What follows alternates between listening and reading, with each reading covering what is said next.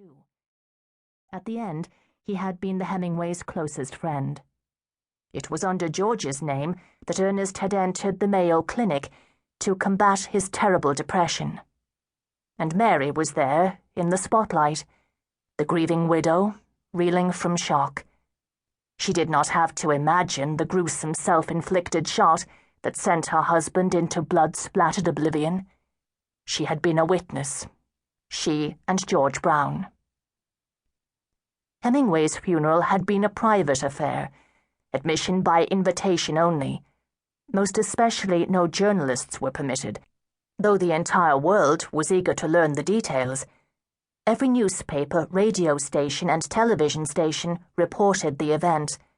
After all, one of the greatest literary figures of the 20th century had died by his own hand.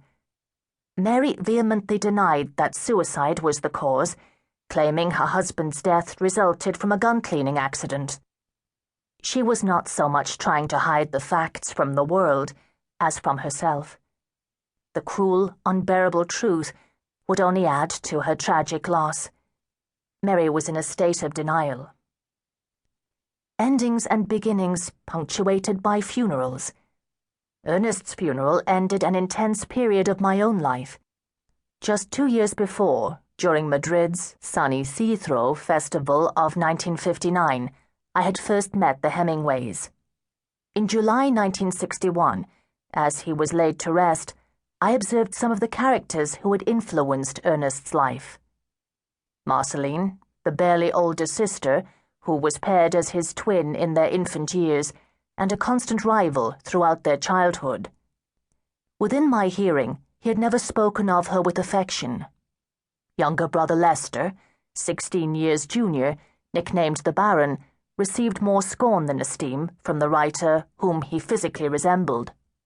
Lester had inherited bluster, bumble, and congeniality rather than genius. His antics were a constant source of embarrassment to his exacting, exasperated brother. There was the octogenarian, Charlie Sweeney, a retired colonel, whose association with Hemingway had spanned 2 wars and many decades. George Brown, who had driven Mary and Ernest back from the Mayo Clinic 3 days before Ernest's death, and who was the only other person present in the Ketchum house when the fatal accident occurred. Notably absent was friend and collaborator A.E. Hotchner, soon to be the renowned author of Papa Hemingway. Hotch had been a key player in the final year of Ernest's life and a close confidant of Mary during the months preceding his death. Mary would try unsuccessfully to suppress publication of Hotch's memoir, which she considered an unthinkable breach of friendship. Measuring up, not measuring up. These people had been put to the test, and many of them had been found wanting. Although I had met only a few before, I knew something about each one, what they had meant to the person whose memory they now honored by their presence. On that day, too, I had felt a hand on my shoulder as soon as the priest concluded the prayers for the dead. I turned to see a replica of Hemingway as he would have looked 15 years before. This was Lester. He urgently whispered to me, "Your ladyship."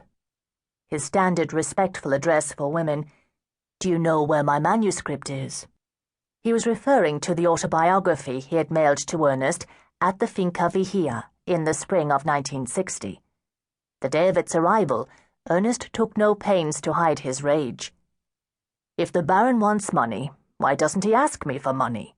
he fumed as he brought the package outside through the library door and deposited it in the burn barrel. He poured on lighter fluid and struck a match. The flames curled upward to the sullen sky. Smoke trailed into the warm air, obscuring the view of Havana and the harbor beyond. It took hours before Ernest's equilibrium was restored. Not then, nor ever, did I reveal to Lester the fate of his labor. By the time I arrived in Sun Valley, 2 days before Ernest's funeral, Mary had remembered I was working for Newsweek.